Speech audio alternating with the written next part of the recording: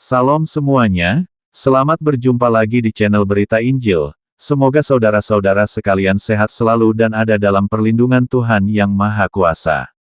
Hari ini kita akan membahas sebagian dari firman Tuhan tentang keselamatan. Sebelumnya mohon maaf saya akan bertanya sesuatu yang kedengarannya agak nyeleneh. Kalau hari ini saudara dipanggil Tuhan, apakah saudara yakin pasti masuk sorga? Ada yang menjawab, saya yakin. Kenapa saudara bisa yakin? Karena saya percaya Yesus dan sudah dibaptis.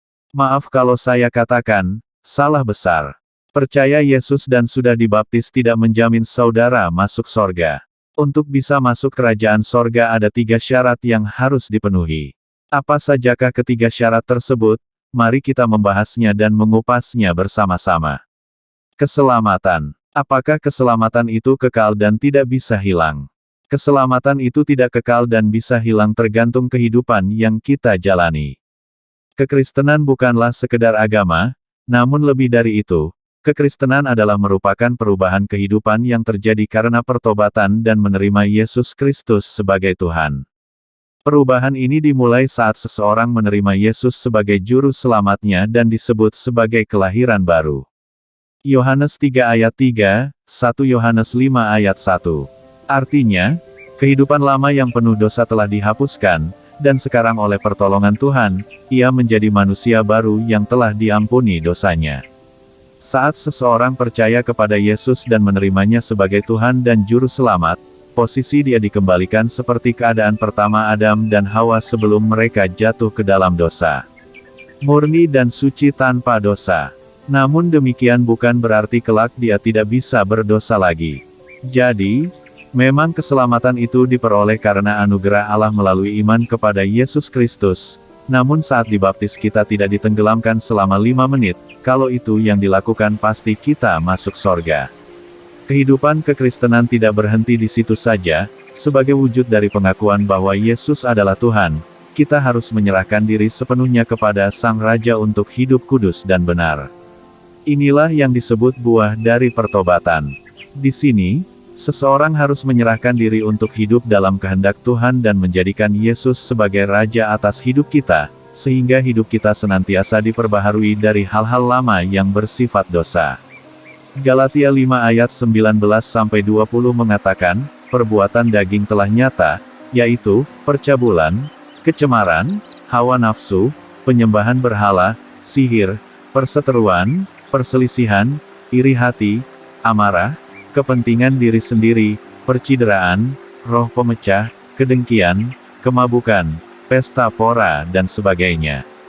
Terhadap semuanya itu kuperingatkan kamu seperti yang telah kubuat dahulu bahwa barang siapa melakukan hal-hal yang demikian, ia tidak akan mendapat bagian dalam kerajaan Allah. Ayat-ayat berikut menyatakan bahwa kita harus hidup benar di dalam kekudusan. Jadi kita wajib berbuat kebaikan.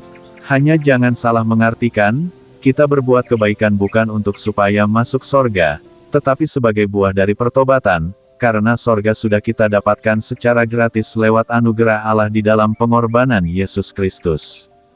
Kalau kita masih hidup di kehidupan lama berarti kita belum bertobat dan belum menerima sorga sebagai anugerah Allah tersebut. Yakobus 2 ayat 14 mengatakan, apakah gunanya, saudara-saudaraku, jika seorang mengatakan bahwa ia mempunyai iman, padahal ia tidak mempunyai perbuatan. Dapatkah iman itu menyelamatkan dia? Yakobus 2 ayat 20. Hai manusia yang bebal, maukah engkau mengakui sekarang, bahwa iman tanpa perbuatan adalah iman yang kosong? Yakobus 2 ayat 26. Sebab seperti tubuh tanpa roh adalah mati, demikian jugalah iman tanpa perbuatan-perbuatan adalah mati. 2 Petrus 1 ayat 5-7. Justru karena itu kamu harus dengan sungguh-sungguh berusaha untuk menambahkan kepada imanmu kebajikan, dan kepada kebajikan pengetahuan, dan kepada pengetahuan penguasaan diri, kepada penguasaan diri ketekunan, dan kepada ketekunan kesalehan, dan kepada kesalehan kasih akan saudara-saudara, dan kepada kasih akan saudara-saudara kasih akan semua orang. Keselamatan itu adalah gratis berupa pemberian Allah yang cuma-cuma tanpa dilihat dari perbuatan kita, dan dosa kita telah ditebus lunas saat kita menyerahkan hidup kita kepada Yesus Kristus, namun kita terus melanjutkan kehidupan sampai kita dipanggil meninggalkan dunia ini. Saat menjalani kehidupan tersebut, kita tetap ada jatuh bangun dalam kehidupan kekristenan kita, dan jika kita tidak bertobat maka tetap kita tidak selamat. Lantas, bagaimana dengan orang yang disalib bersama-sama Yesus? Bukankah asal percaya saja, dia lantas selamat? Itu kasus khusus dan hanya berlaku untuk orang yang percaya dan beriman lantas langsung mati. Sedangkan bagi yang masih meneruskan hidupnya harus menjadi pelaku firman, kecuali begitu percaya dan dibaptis, ditenggelamkan selama 5 menit, dan pasti dia masuk sorga. Karena kalau enggak, mungkin saja di dalam perjalanan hidupnya, dia tidak setia dan menjadi murtad. Jadi bukan asal percaya saja pasti selamat. Karena setan pun percaya. Namun setan tidak bisa masuk sorga. Kenapa? Karena setan percaya Tuhan, tapi tidak disertai pertobatan. Yohanes 3 ayat 36 mengatakan, barang siapa percaya kepada anak, ia beroleh hidup yang kekal, tetapi barang siapa tidak taat kepada anak, ia tidak akan melihat hidup, melainkan murka Allah tetap ada di atasnya. Matius 13 ayat 21, tetapi ia tidak berakar dan tahan sebentar saja. Apabila datang penindasan atau penganiayaan karena firman itu, orang itu pun segera murtad. Matius 24 ayat 9-10, pada waktu itu kamu akan diserahkan supaya disiksa, dan kamu akan dibunuh dan akan dibenci semua bangsa oleh karena namaku, dan banyak orang akan murtad dan mereka akan saling menyerahkan dan saling membenci. Matius 18 ayat 3 mengatakan, aku berkata kepadamu, sesungguhnya jika kamu tidak bertobat dan menjadi seperti anak kecil ini, kamu tidak akan masuk ke dalam kerajaan sorga. Apakah semua orang yang ke gereja, beribadah di gereja pasti masuk sorga? Pinginnya sih iya, tapi nyatanya tidak. Sebagai manusia, jika kita hanya percaya, terus dibaptis, tapi tidak bertobat maka kita pun tidak akan masuk sorga. Apakah artinya baptisan? Artinya adalah mati dari semua kedagingan dan dibangkitkan bersama Yesus. Jika Anda tidak bertobat mematikan kedagingan Anda, maka Anda tidak mempunyai bagian di kerajaan sorga. Contoh, Saulus. Saulus adalah seorang pembunuh umat Tuhan yang bertobat dan berbalik dari perbuatannya yang jahat dan menjadi murid dan pengikut Tuhan Yesus. Seandainya Saulus yang menjadi Paulus, sekalipun sudah dibaptis namun tetap melakukan pembunuhan, apakah dia selamat dan masuk sorga? Tentu saja tidak. Jadi, keselamatan itu bukan hanya percaya di mulut namun tidak ada pertobatan dari perbuatan. Bertobat berarti berbalik dari perbuatan yang jahat dan hidup benar sesuai kehendak Tuhan. Jika semua orang yang percaya Yesus, tanpa harus berbuat baik akan selamat dan masuk sorga, firman Tuhan tidak akan mengatakan bahwa jalan menuju sorga itu sempit, sedangkan pintu menuju kebinasaan adalah lebar. Tuhan Yesus dengan jelas dan gamblang mengatakan, Matius 7 ayat 21. Bukan setiap orang yang berseru kepadaku, Tuhan, Tuhan, akan masuk ke dalam kerajaan sorga, melainkan dia yang melakukan kehendak Bapa-Ku yang di sorga. Melakukan kehendak Bapa-Ku yang di sorga, berapa banyakkah orang-orang yang rajin ke gereja yang melakukan kehendak Bapa? Banyak orang-orang yang beribadah di gereja, namun tidak pernah hidup dalam pertobatan. Bahkan masih banyak jemaat dan pelayan-pelayan Tuhan yang masih pergi ke dukun, paranormal, peramal, berselingkuh, berzina, dan menipu. Hal ini merupakan kekejian bagi Tuhan dan mereka tidak memiliki bagian di dalam kerajaan sorga. Jika seseorang mengatakan dia sudah bertobat tapi masih membenci, mencaci maki, mendendam, menipu, mengeluarkan kata-kata kebun binatang, berselingkuh, berzina, apakah dia melakukan kehendak Bapa Sorgawi? Tentu saja tidak. Ada seorang yang sudah percaya Yesus dan dibaptis, melayani di gereja sebagai pendoa. Di gereja nampak sebagai seorang yang hebat dan sangat rohani, namun saat di luar gereja dia adalah seorang suka mengadu domba, menyebar fitnah, memprovokasi dan tidak memakai mulutnya dengan benar. Ada lagi seorang yang melayani di gereja sebagai singer, dia memuji Tuhan di atas mimbar namun dia melakukan perselingkuhan, saat pulang ke rumah dia selalu berharap semoga suaminya kena stroke dan cepat mati supaya dia lebih leluasa dengan selingkuhannya. Masih banyak lagi orang-orang yang melayani di gereja namun hidup tidak sesuai dengan standar Tuhan. Kalaulah semua orang yang ke gereja pasti masuk sorga, firman Tuhan tidak akan mengatakan, Matius 7 ayat 13-14. Masuklah melalui pintu yang sesak itu, karena lebarlah pintu dan luaslah jalan yang menuju kepada kebinasaan, dan banyak orang yang masuk melaluinya, karena sesaklah pintu dan sempitlah jalan yang menuju kepada kehidupan, dan sedikit orang yang mendapatinya.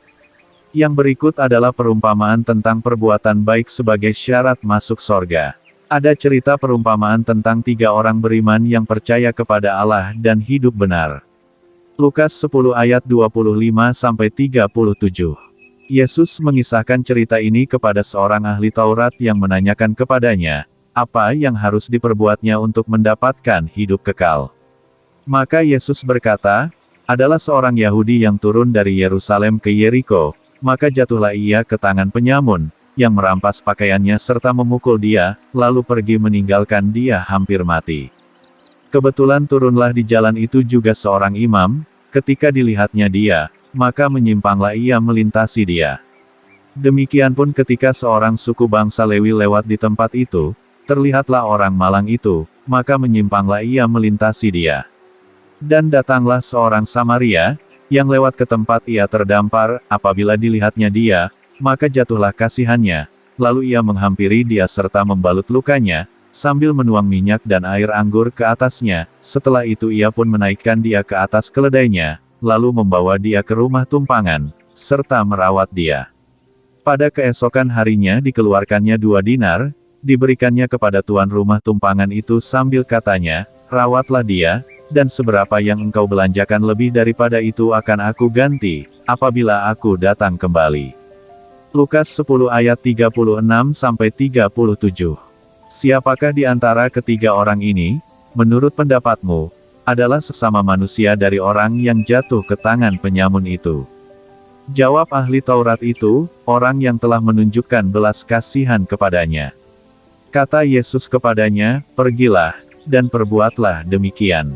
Orang pertama, si imam, sebagai seorang imam pastilah dia seorang yang mempelajari kitab-kitab dan hukum-hukum Tuhan serta hidup kudus.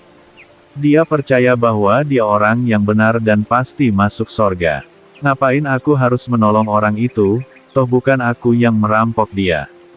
Tanpa menolong dia pun aku akan masuk sorga. Orang kedua si orang Lewi.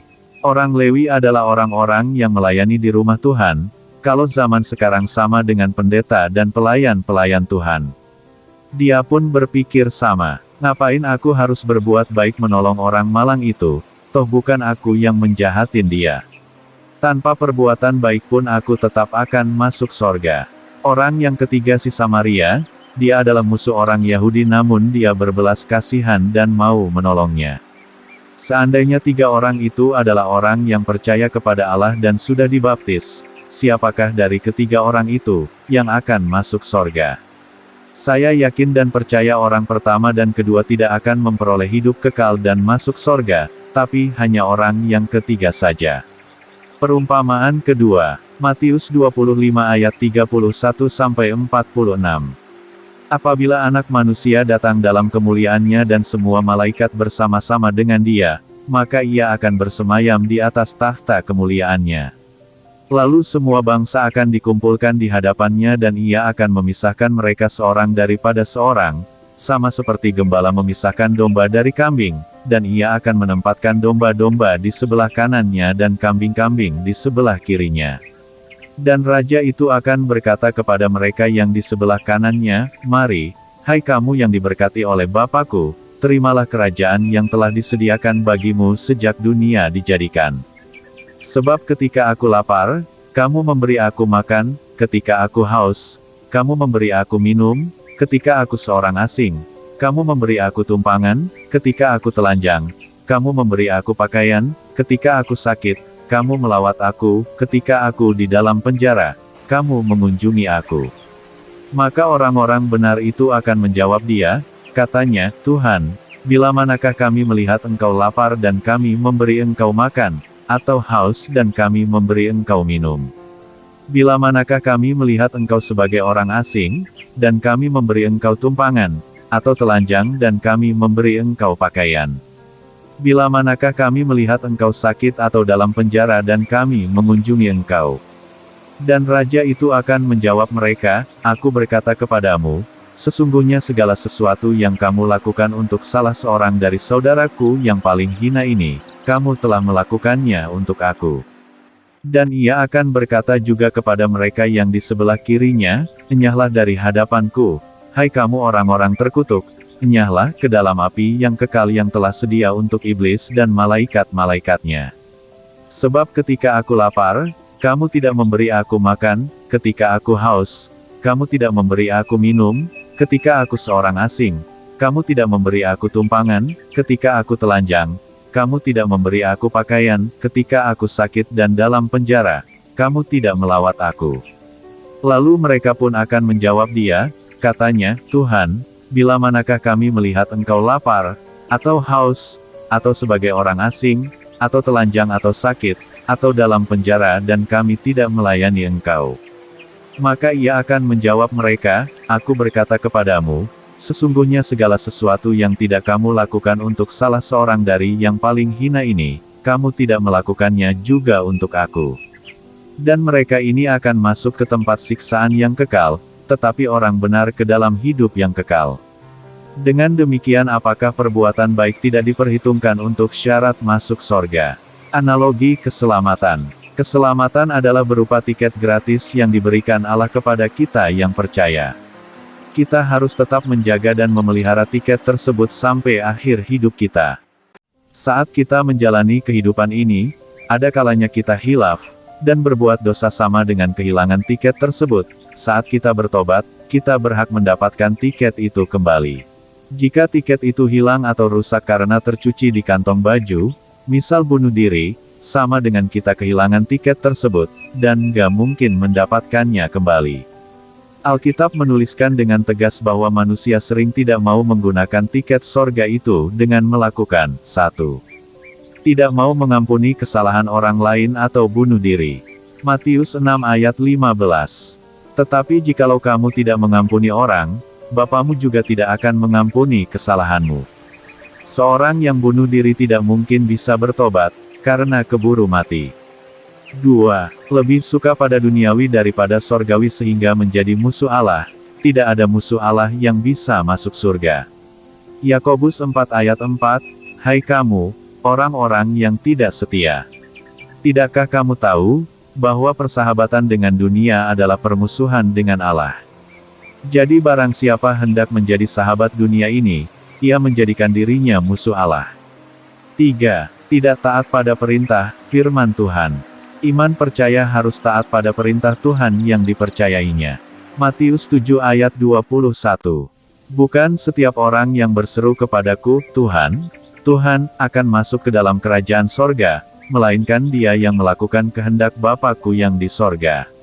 4. Murtad walaupun sudah mengerti kebenaran dan tidak mau bertobat. Ibrani 6 ayat 4-6. Sebab mereka yang pernah diterangi hatinya, yang pernah mengecap karunia sorgawi, dan yang pernah mendapat bagian dalam Roh Kudus, dan yang mengecap firman yang baik dari Allah dan karunia-karunia dunia yang akan datang, namun yang murtad lagi, tidak mungkin dibaharui sekali lagi sedemikian, hingga mereka bertobat, sebab mereka menyalibkan lagi anak Allah bagi diri mereka dan menghinanya di muka umum. 1 Yohanes 5 ayat 16-17. Kalau ada seorang melihat saudaranya berbuat dosa, yaitu dosa yang tidak mendatangkan maut, hendaklah ia berdoa kepada Allah dan Dia akan memberikan hidup kepadanya.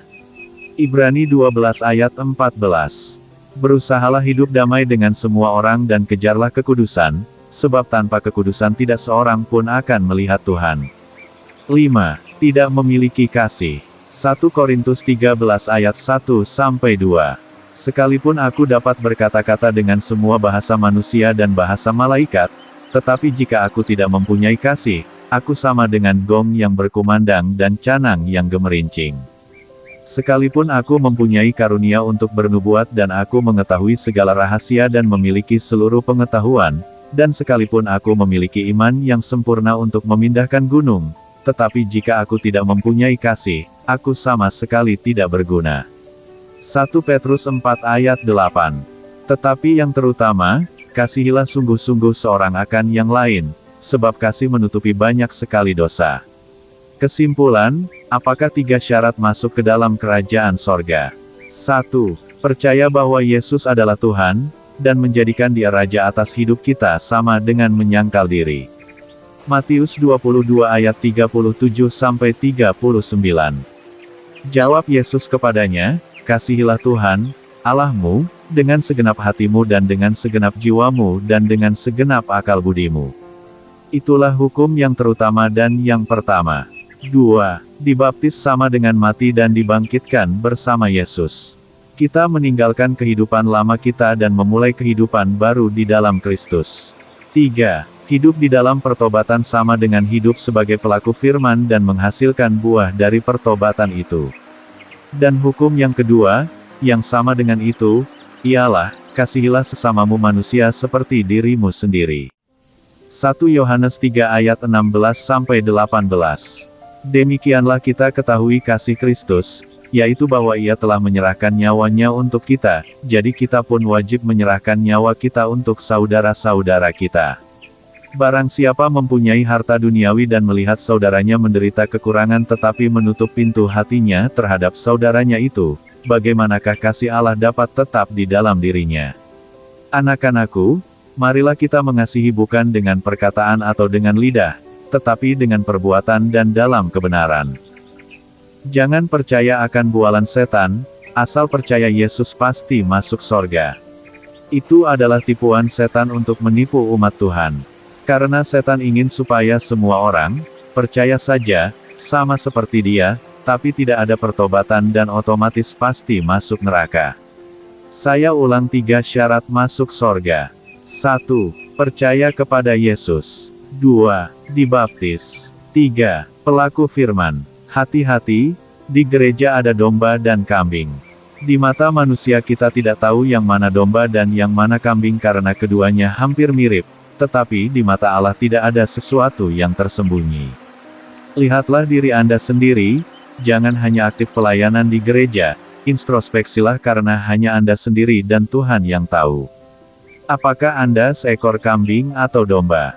Jika Anda seekor kambing, bertobatlah sekarang selagi sempat, jangan sampai menyesal setelah terlambat. Tuhan memberkati. Sekian pembelajaran firman Tuhan kali ini. Jika Anda mendapatkan manfaat dari channel ini, jangan lupa subscribe, like dan share channel kami kepada teman-teman Anda. Terima kasih. Sampai jumpa di video berikutnya. Bye.